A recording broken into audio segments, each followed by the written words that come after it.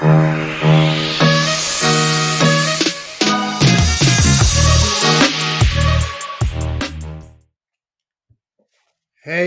how are you, Adi? How's it going, buddy? Good, good. How are you, Vishal?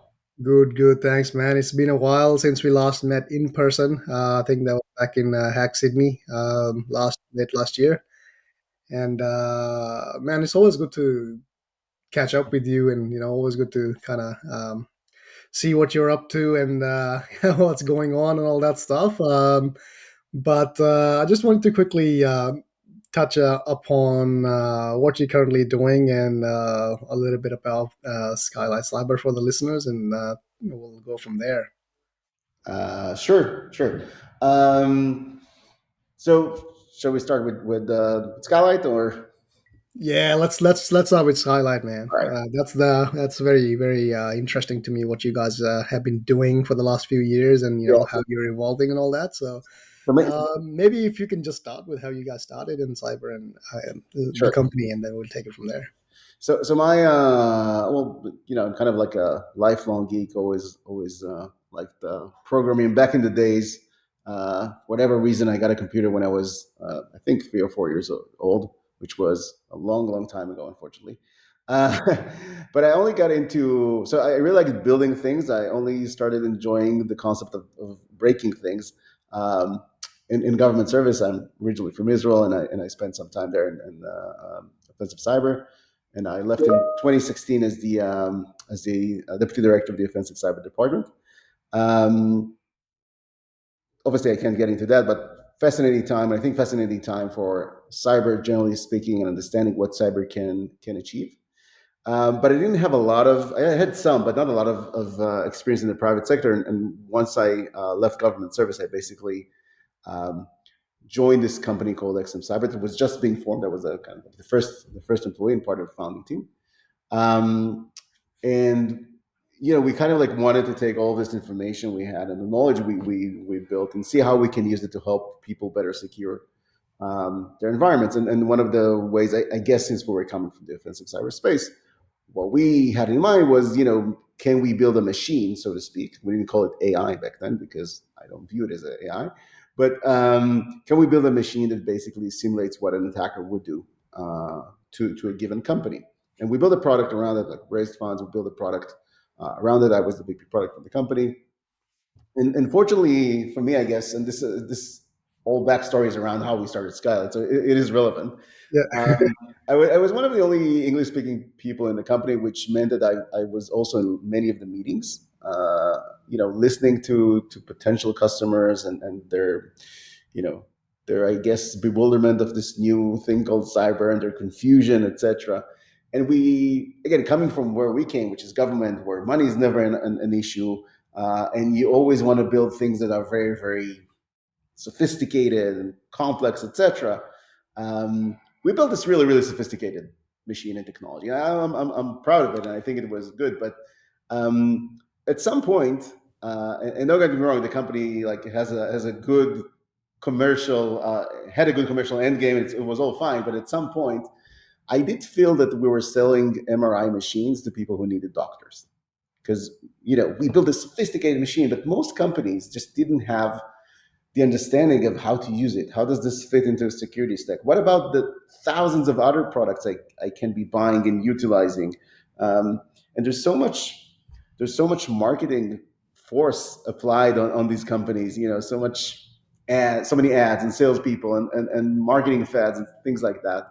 And this is kind of like why at that point I said, what I feel is really needed is an advisory firm that actually understands this thing. Because there were advisory firms, or there were firms that were providing advice, but they were mostly coming from a compliance perspective, I felt, or more of like a boilerplate kind of approach to security. And we thought we could use this deep expertise and experience we have in the offensive space to transform it to help people build security stacks that are effective but very pragmatic and efficient.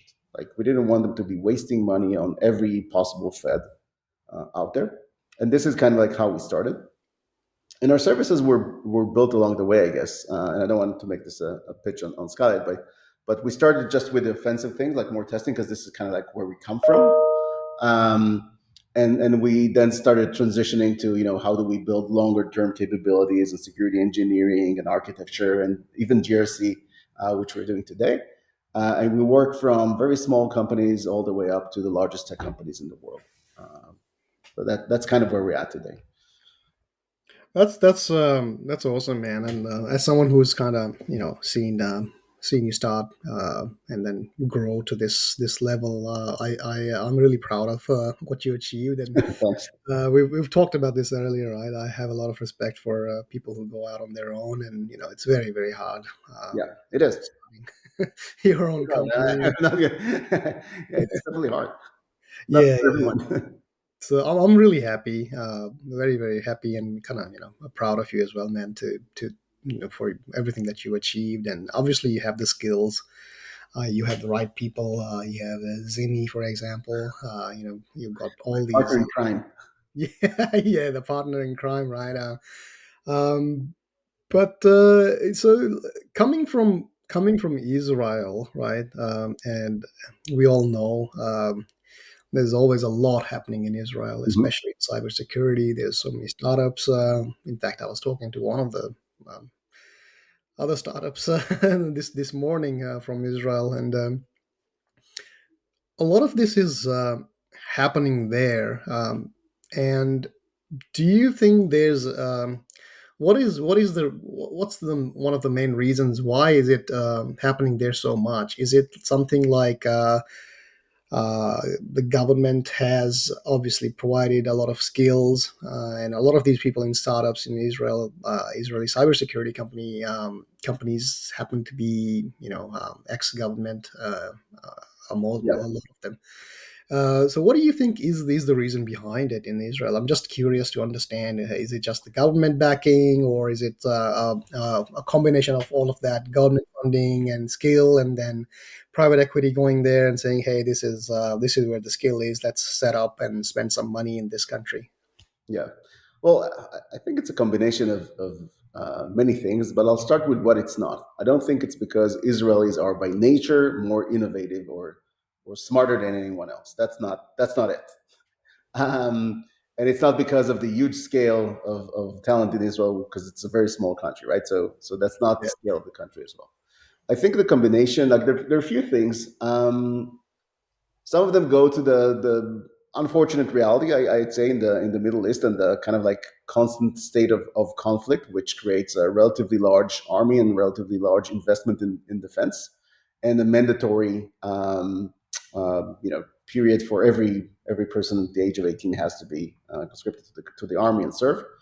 Um, which means that, first of all, you have the entire country as a talent pool. Literally everyone is potential talent. And I think the Israeli army and other agencies around that uh, built probably one of the best HR agencies I've ever seen.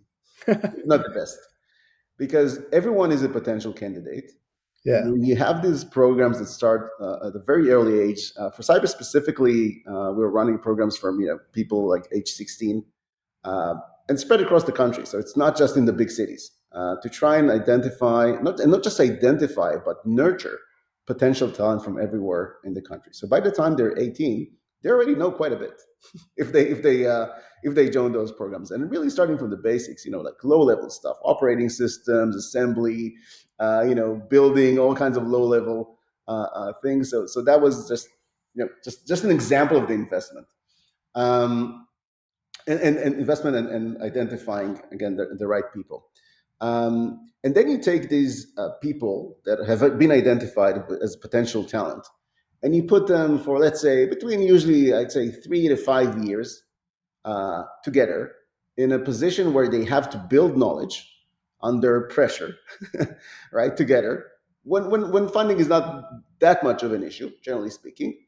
Um, and you let them basically learn and evolve to be absolute beasts, and I say this in the best possible way in terms of their technical expertise, because there's no commercial element to that. You just want them to be great at what they do and achieve, obviously, outcomes for army and defense.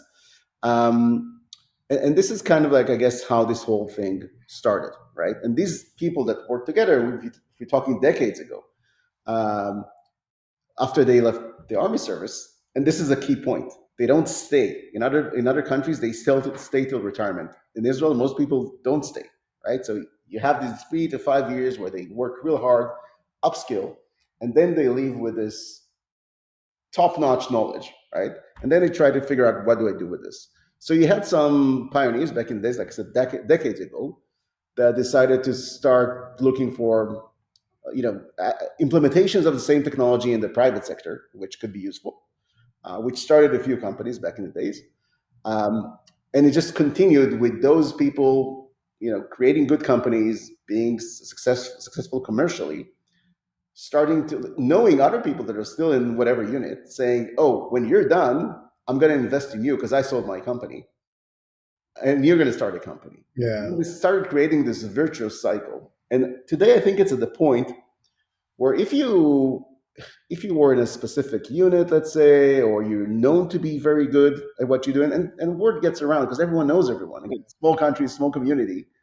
Um, Once you leave army service, and let's say it can be 21 or 23, whatever, how many time you spend there, you're going to have people lined up waiting to invest in you and a couple of your good friends that they already know they're brilliant because they spoke to the other people who work with you and they know you're brilliant.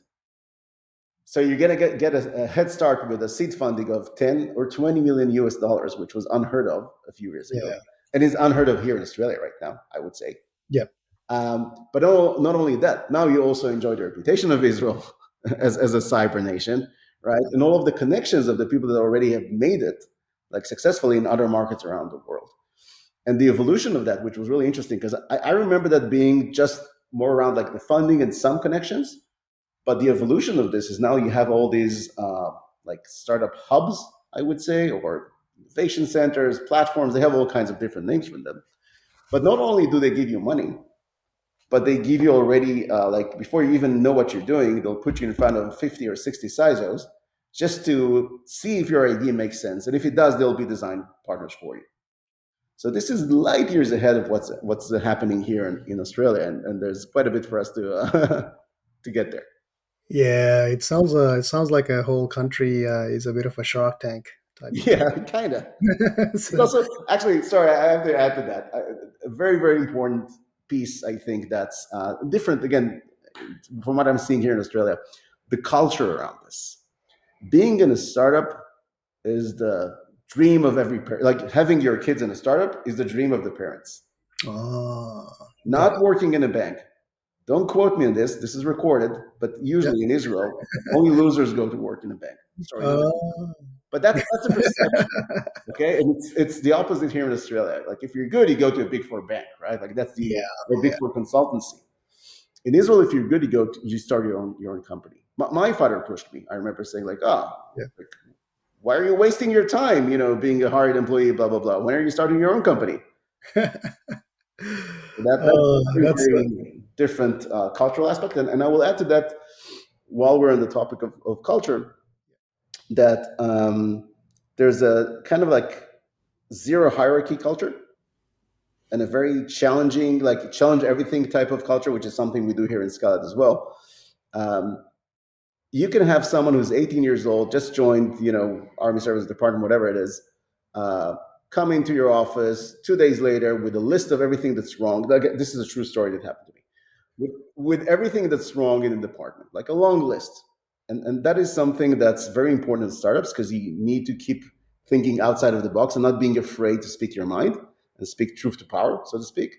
And that is very common in Israel. Like the hierarchy just doesn't exist. Everyone speaks their mind, and that's just part of the culture. And I think it's important for innovation. yeah, definitely, man. That's a really good insight into how the whole system works over there. And as someone who used to work for one of the big four banks, yeah, thanks for making me feel like a loser now. But Yes, yeah, man, I not here. completely agree with you. Winners. No, I completely agree with you. Yeah, The culture is very important. I don't think you can really get to where you are right now without a culture shift, right? yeah. Because as long as, I mean, all these ideas and all that stuff is good to have, but if the culture is dragging you back, it's just not going to happen, right? So the other thing that interesting is like how you talk about no hierarchy and all of that stuff, and someone who joins today can challenge the top guy tomorrow. I'm just kind of keen to understand is that a bit, how does that transition happen? Because other than this no hierarchy startup nation, Israel also is a very big defense army military, which is completely hierarchy based, right? You can't even look in the eye of the senior colonel or something. That's sort of Oh, really?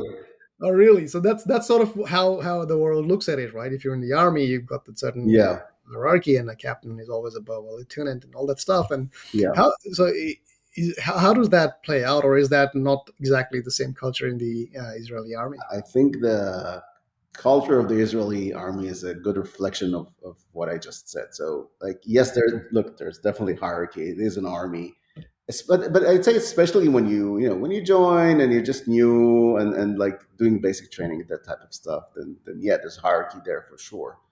But like being opinionated, speaking your mind, and having like commanders that would listen to that and do the right thing, again, versus other armies. And we we sometimes meet other people from other Yeah. armies and stuff like that. Definitely on the low end of formalities and hierarchy in the Israeli army. Okay. Definitely, you definitely feel it there. People speak their mind. Oh, okay. Cool. Yeah, Cool. yeah. So I'll let my wife know that every time we're watching Fauda and Doron and his team goes rogue, it's okay. It happens in Yeah, Israel. You don't always have to listen to the guys back in the yeah. HQ.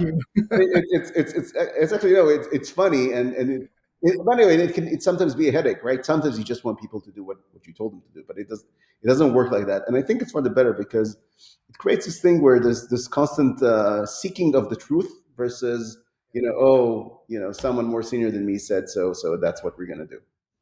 Yeah, It leads to better results at the end of the day if you manage it correctly. So to me, and this is something again we do here as well.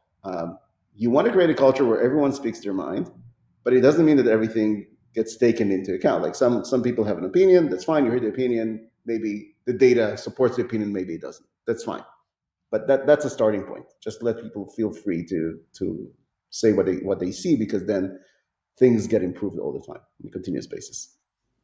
yeah. That's good as long as you can sort of scale it as well as companies Mhm. grow.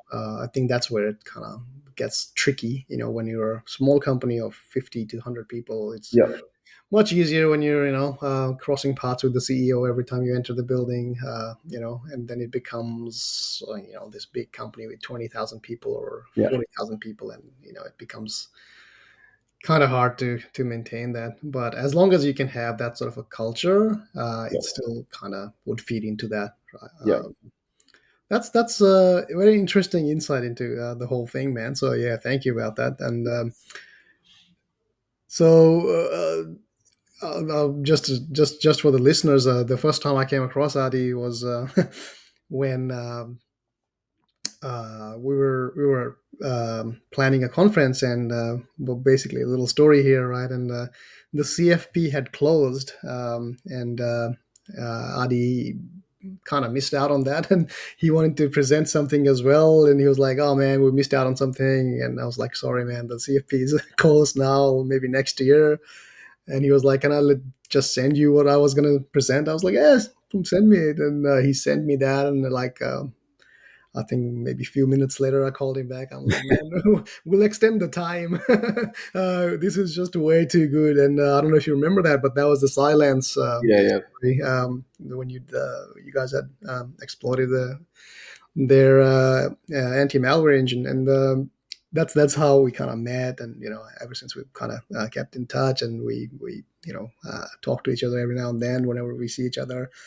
But going back to that, right? Mhm. What what's your experience been? I mean, obviously, Silence is a big American company and all that, but what about in Australia? Do you see companies actively seeking out people like you guys to tell them what's wrong with their products and stuff, or is it still a bit of a struggle to get in, or depends on the company's levels and all that? The reason I'm asking is we've had so much drama, especially last year with Optus and all that Yeah, stuff, right? And a lot of time they were pretty simple um, yeah. misconfigurations or just not coded right. What do you think where we stand in Australia? How's your experience been?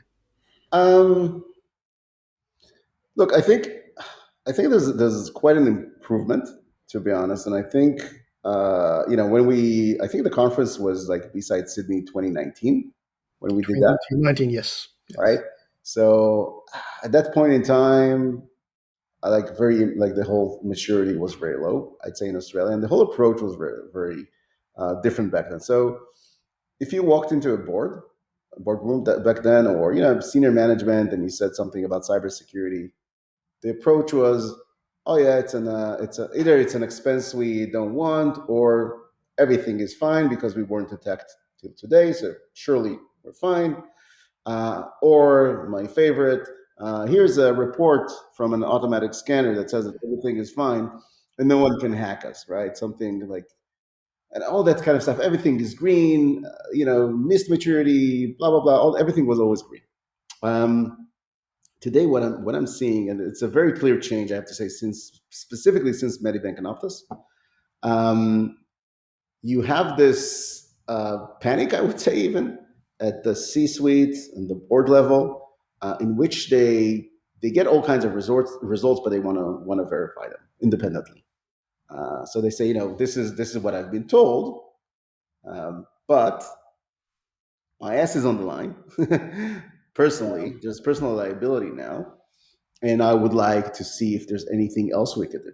Boards are asking, are we doing enough? Right? yeah, And I still think it's still a huge challenge. Like I'm trying to put myself in the board seat, and honestly, it's hard because it's board skills were built in a certain way. Uh, Also, for example, to be able to drill down and deep dive in certain types of risk, mainly financial risks. So you have lots of accountants or legal risks. So you have lots of accountants, lots of lawyers sitting in boards. And sometimes, we sometimes do like board simulations and stuff like that. And I kind of feel sorry for them because being able to ask hard questions in such a technical field, and yes, it's not just technical, it's human based and all that stuff. It's a risk based field, all that stuff. But still, asking hard questions and being able to personally validate whatever is being told to you. If you're an accountant, you know, have you been an accountant your entire career? It's very hard. So I do feel they're seeking out more help, um, because I think they feel that just asking one question and getting a response that everything's fine is not going to cut it if something bad happens. So everyone is kind of like trying to cover their asses, so to speak, with additional checks and balances. yeah. That's good to know. It's unfortunate that it takes something like a Optus or a Medibank to happen Hmm. before.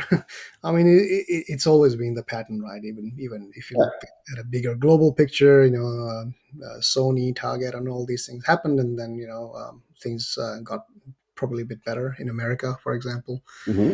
Um, and I think it's just we should have learned from that, not waited for something locally to happen.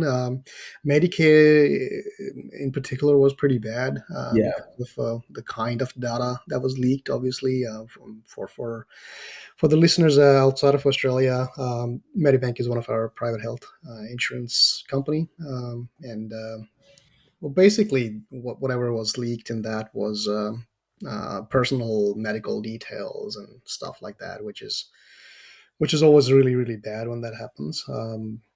But well, if that means we're getting better for the future, that's some good stuff to come out of it.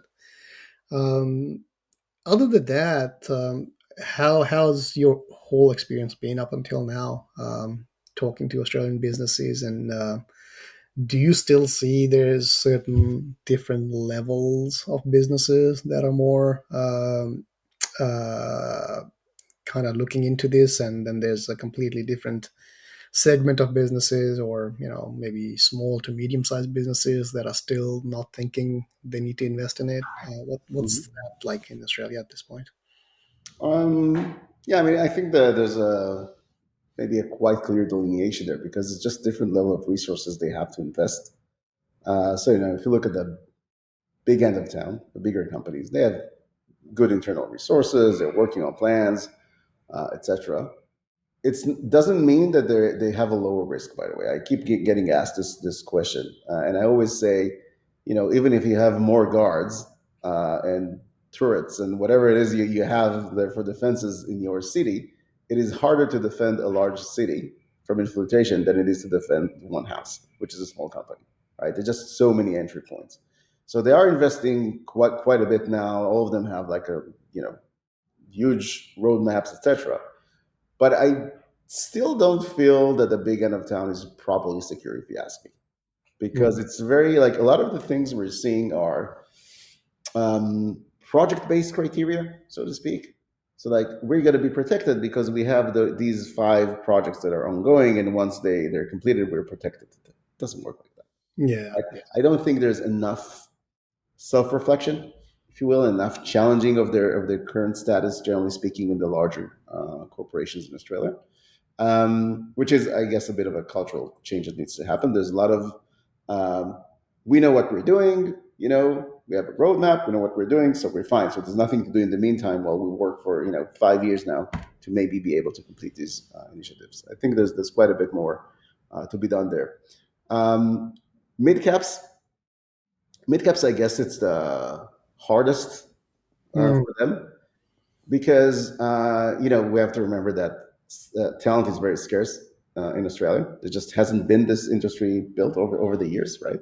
So it's very scarce, and they cannot fight with the big companies and the big tech on talent.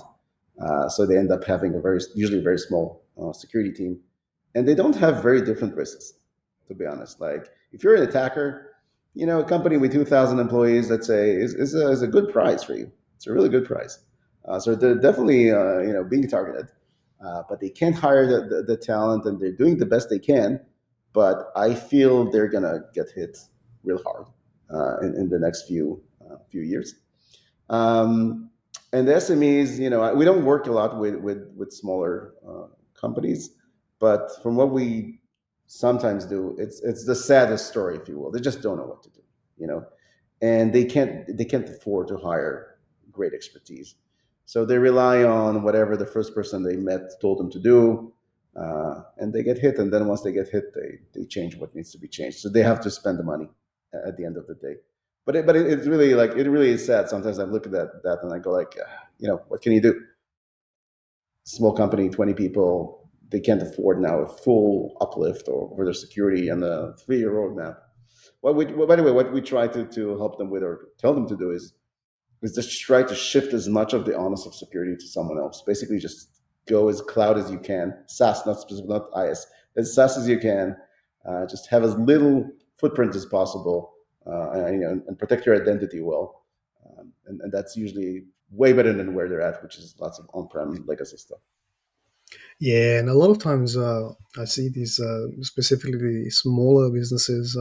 There's a lot of social engineering happening there. Yeah, A lot of BEC. So they end up losing like $20,000 here, $40,000 there, and it's literally just basically comes down to BEC type stuff. And when you start looking a bit deeper into it, something as simple as 2FA could have saved them. yeah, You go yeah. into their It's actually email, and it's like all these rules already there, everything's being forwarded, and so that's really the hard part for them, I think. Yeah, I think from my perspective, like from the offensive cyber perspective, and we do quite a bit of red teams, both here in Australia and globally. Um, we definitely saw the shift. So even I'd say 2 to 3 years ago, It was relatively simple to find a way into an organization that does not involve a human being. So basically, an external interface that had some kind of vulnerability or something, and you just go through that, and you get to DA and global admin from there. Um, and today, most companies are using the defenses, let's say Microsoft infrastructure, AWS infrastructure, etc. And it's becoming harder and harder to find uh, these type of ways into an organization. So we're relying more and more on social engineering. Um, and what we try to do in that space is we try to work like attackers, right? Like real attackers. Okay, so we only do something if we have to do it, right? Because attackers would work with Ohm's law, the path of least resistance.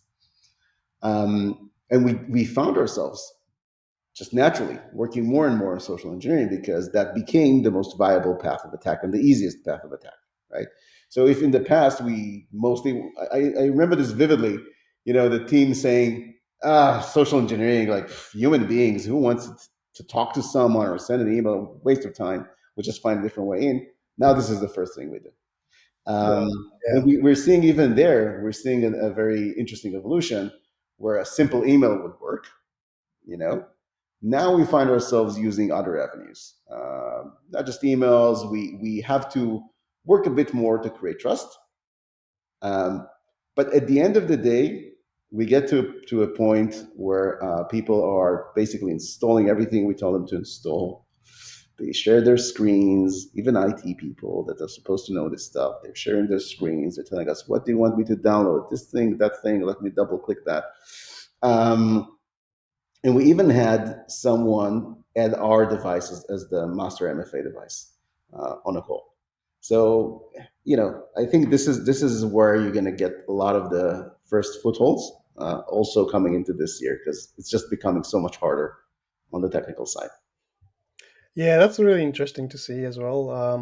I remember that time as well where social engineering was like not even like considered something we should be doing. Yeah. It was like a write some new exploit or whatever, right, and use that as much as you can for all the campaigns you're gonna run. But yeah, exactly. Yeah, so that's very interesting to learn from you, from people who are actually on the ground doing these exercises, right? Mhm. With the red teaming exercises, for example, I remember way back when red teaming was a new thing, and people would come up to me and say, "Hey, we've set up this red team, and you're gonna do this," and like, well, that's basically just a pen test. That's not proper red teaming, right? Yeah. The guys know what you're doing. Everyone's on board. Like, what's the red team aspect to it? Yeah.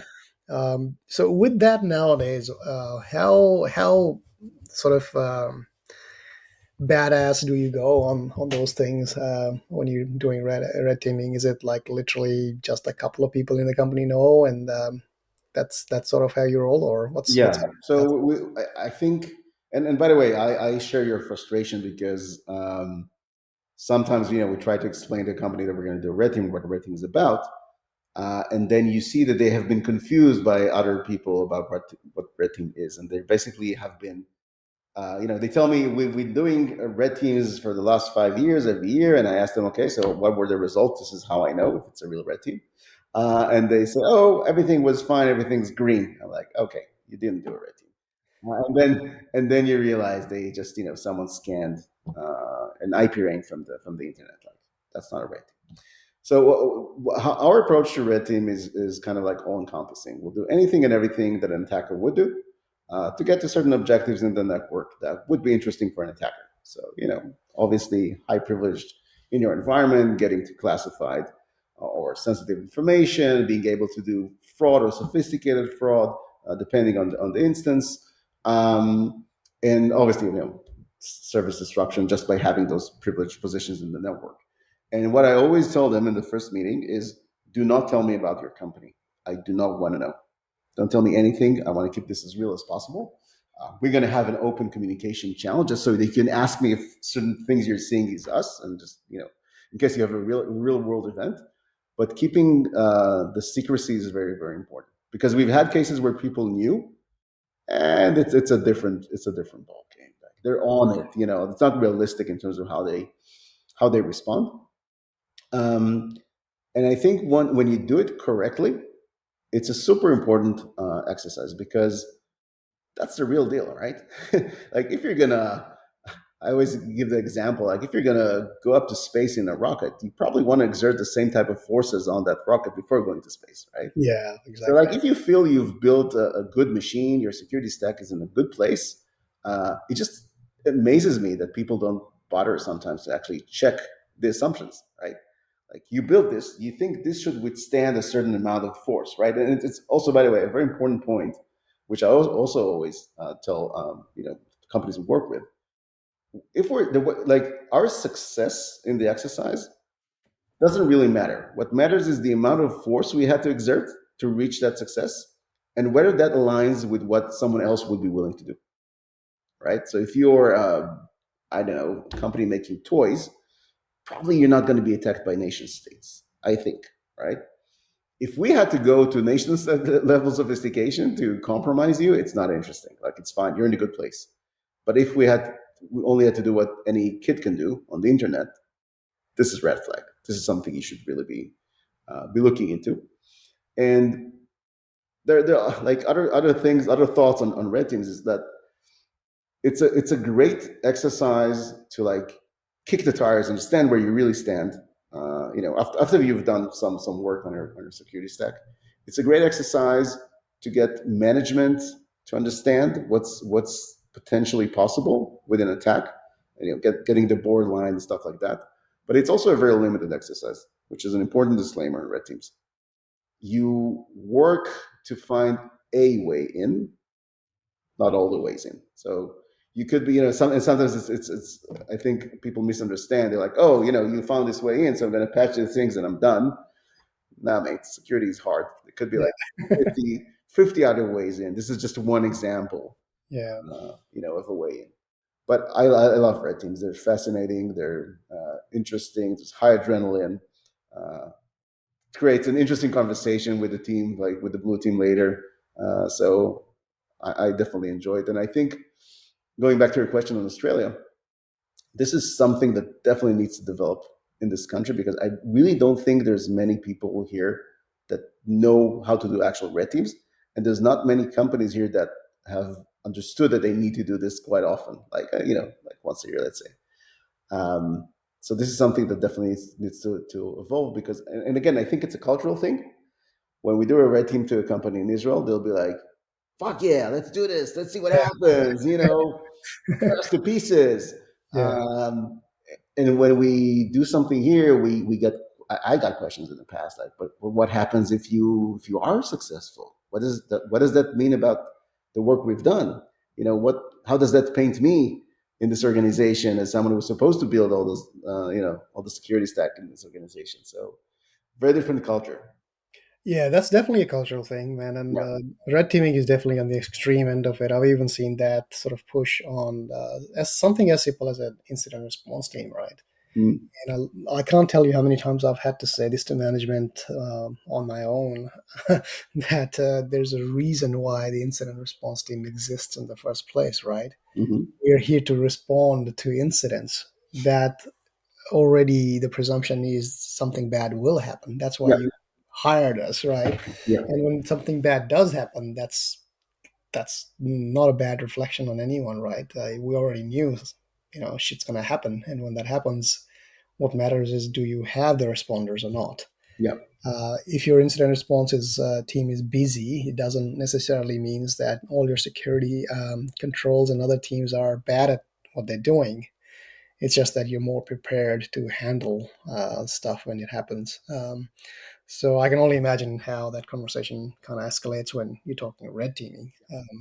On red teaming, still, the other thing I want to ask you and sort of get your thoughts on is red team is also, I mean, obviously we discussed how, all these restrictions and cultural problems and all that stuff, but at the same time, in my opinion at least, red teaming is not something that you can really put into a very short period of time and say, Hmm. hey, you've got 3 days and because again, the goal is, according to me at least, to be as close as to the real attackers out there in the wild, and they don't have deadlines, right?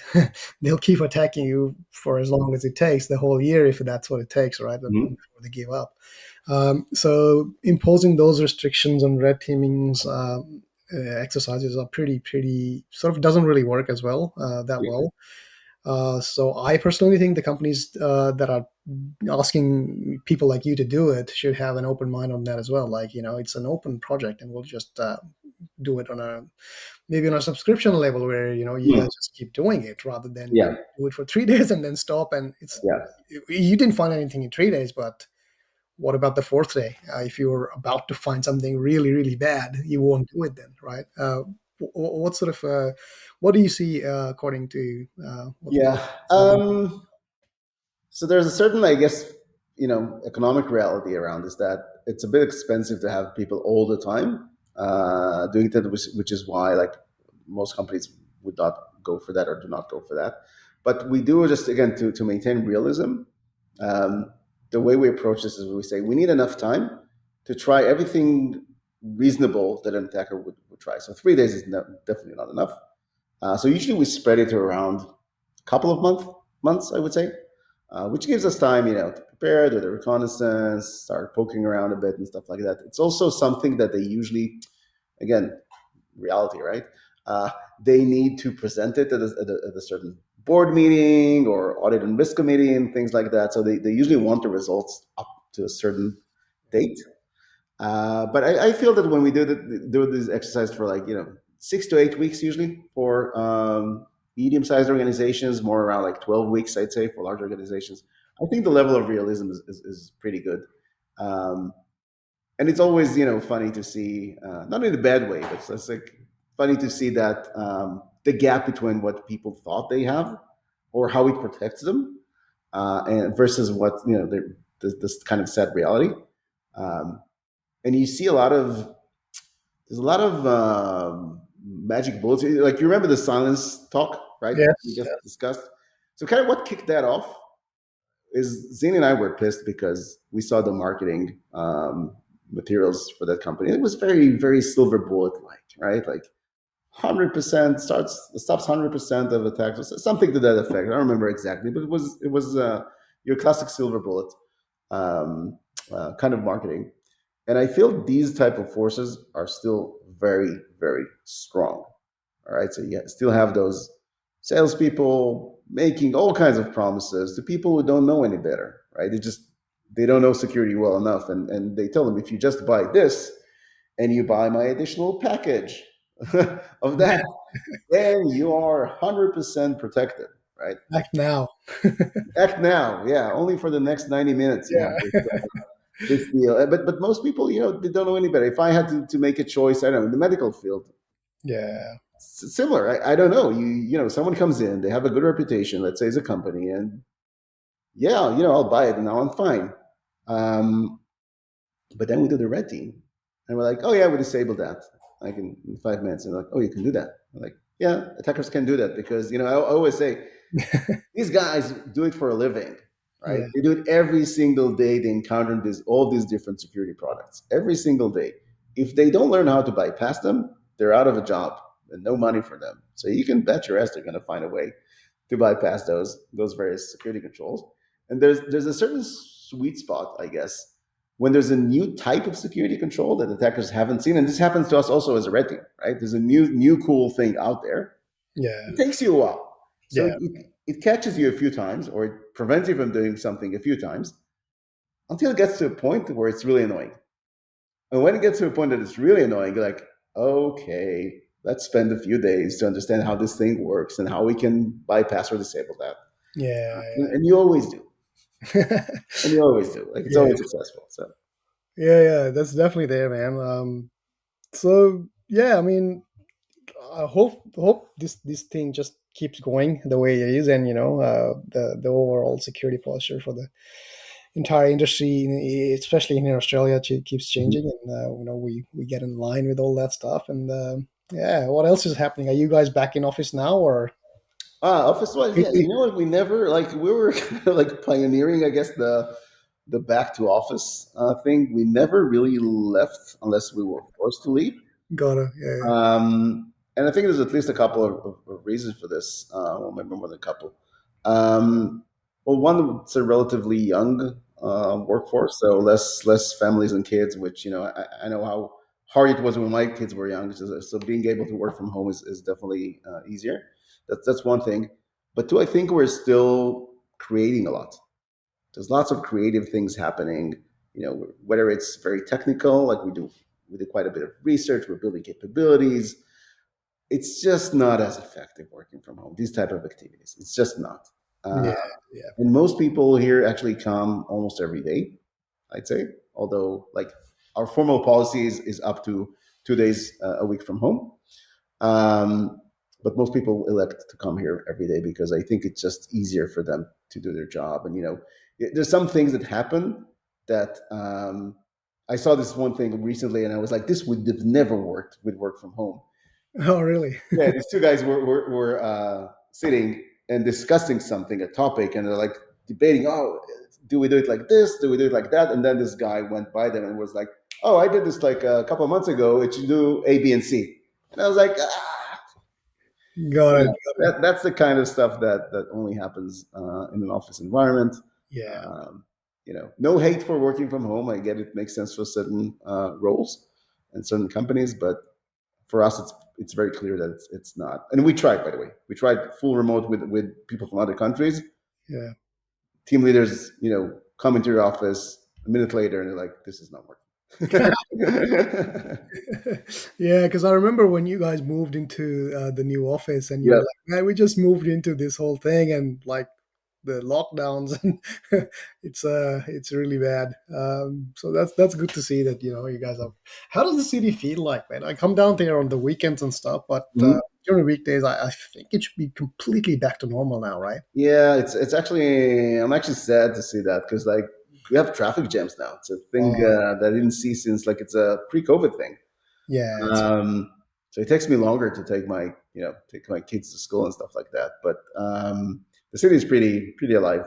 I think most of the big corporations now are also uh, switching their stance on this whole topic, and people have to work from the office at least twice, 3 times a week. So it's definitely felt, and I know it's hard for some people, but Yeah, COVID is all but gone now, man. Like I don't know if it's still a thing in some countries, but I don't think it's a thing here anymore. yeah, At all.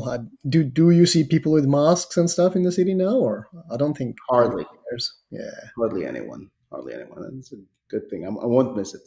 yeah, yeah. No one's gonna miss it, man.